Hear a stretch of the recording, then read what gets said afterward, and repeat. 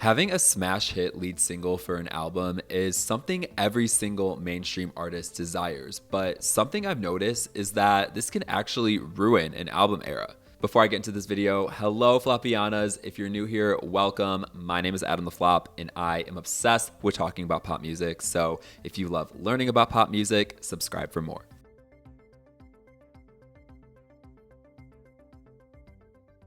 So over the past couple of years, we've seen multiple lead singles for albums take off so much that they just completely overshadow the whole album era and other singles. The lead singles just become smash hits, and then artists and labels focus only on that song from the album. The most well-known example of this is Miley Cyrus's Endless Summer Vacation. Flowers, the lead single of that album, was probably the biggest hit this decade so far. It spent 8 weeks at #1 and now has over 2.4 billion Spotify streams. So you'd think a song like this would lead into a huge album era, but Endless Summer Vacation didn't really take off. Despite having all of the streams from Flowers, the album didn't even reach #1. It peaked at #3, and the follow-up single River struggled to make the top 30, and Jaded didn't even make the top 50. That was so annoying, by the way, because Jaded is literally one of her best songs. And don't get me wrong, I love Flowers and am so happy that it gave Miley one of the biggest moments in her career, but I also feel kind of bitter towards Flowers because I do feel like it hindered Jaded's chances at becoming a hit because Flowers was just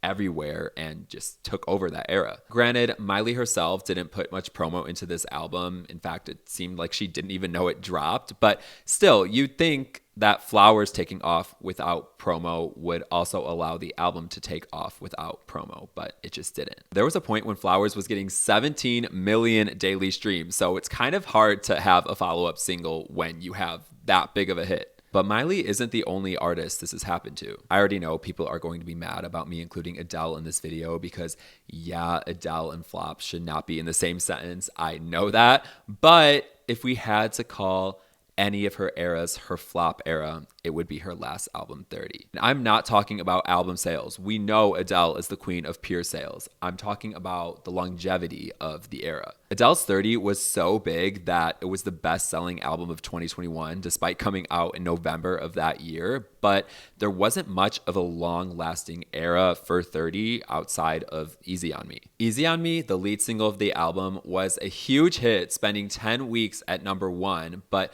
Oh My God, which Adele released as the second single, didn't really make much noise. It debuted in the top 5, which at the time seemed great, but it quickly started going down after that and ended up only charting for 16 weeks. And I think this is because Easy on Me was still charting at #1 when Adele made Oh My God the second single. Like, the general public was still very much focused on Easy on Me. And after Oh My God didn't really take off, it felt like Adele kind of just gave up on the era because there wasn't another single after that. A recent example was Rosé's Tate, which was one of the biggest global hits released in 2024. It spent 12 weeks at #1 on the Billboard Global 200 and also peaked at #3 on the US Hot 100. So I thought Rosé's debut self-titled album was going to be a big era. Her follow-up singles though, #1 Girl and Toxic Till the End, struggled to chart, so her album hasn't really felt like an era at all. Toxic Till the End in particular really does sound like a hit, and I really think it could have been if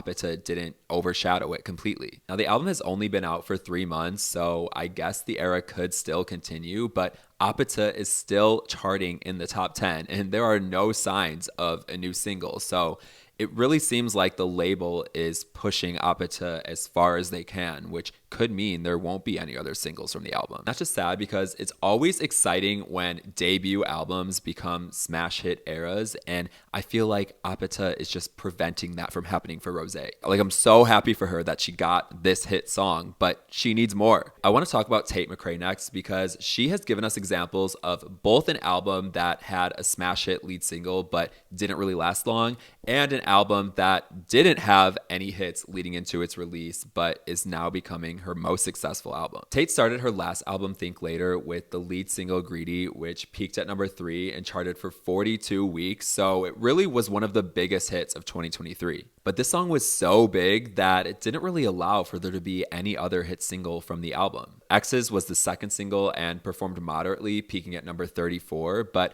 her team didn't push any other single from the album after that. I feel like because Greedy was living in the top 10 for months, it overshadowed everything from that era, which is sad because the two best songs from that album, Run for the Hills and Hurt My Feelings, didn't get single treatment with big music videos. Tate's team was pushing Greedy so hard that by the time it died down the following summer, she just decided to start her next album era. She released It's Okay, I'm Okay as the lead single of her album So Close to What, and it was a top 20 hit, so it wasn't a flop by any means, but it wasn't a Greedy, and I actually think this helped the performance of the album in the long run. It's Okay, I'm Okay not becoming a huge hit like Greedy allowed for 3 other singles to have their well-deserved moments with music videos. Two Hands, Sports Car, and now Revolving Door, which became the 4th single along with the release of the album. If It's Okay, I'm Okay was a smash hit, I really don't think we would have had 2 more pre-album singles and the 4th single with the release of the album, because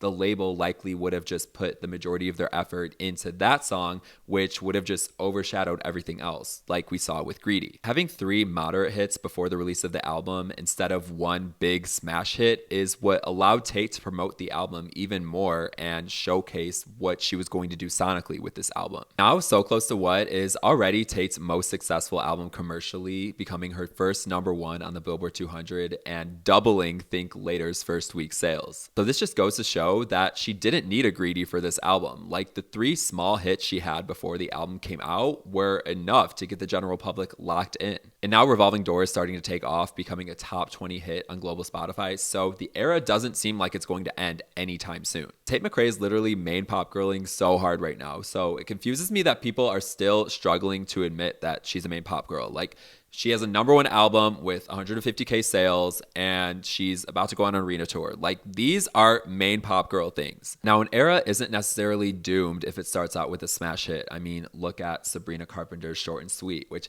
do you guys like my Short and Sweet merch? It's literally my favorite piece of merch I own. It's a jersey. It says Short and Sweet, and then Sabrina 69 on the back. Like, isn't this so cute? But Sabrina started Short and Sweet with the smash hit Espresso and was still able to get multiple smash hits from the album after that. I think that Short and Sweet taught us that while having a hit song as a lead single is important for artists, having well thought out strategies for marketing and publicity for the follow-up singles is even more important. Sabrina used her performances and music videos to generate hype and publicity for her follow-up singles after releasing Espresso. She teased the second and third singles, Please, Please, Please, and Taste, at her Coachella performance, and also got her man, well, her former man, in the Please, Please, Please music video, and Jenna Ortega in the Taste music video. Sabrina having these 2 in her music videos got the whole internet talking about these songs and is a large reason for them becoming hits. So Sabrina avoided the smash hit lead single ruining the rest of the album era, and so did Lady Gaga, but Die With a Smile was so close to ruining Lady Gaga's Mayhem era. Die With a Smile became a #1 smash hit and at one point was receiving 10 million daily streams, but while this was happening, she released Disease, which she referred to as the lead single of her album Mayhem. It debuted at number 27, but then fell off after that and only charted for 8 weeks. Because Gaga released Disease literally right as Die With a Smile was becoming a mega hit,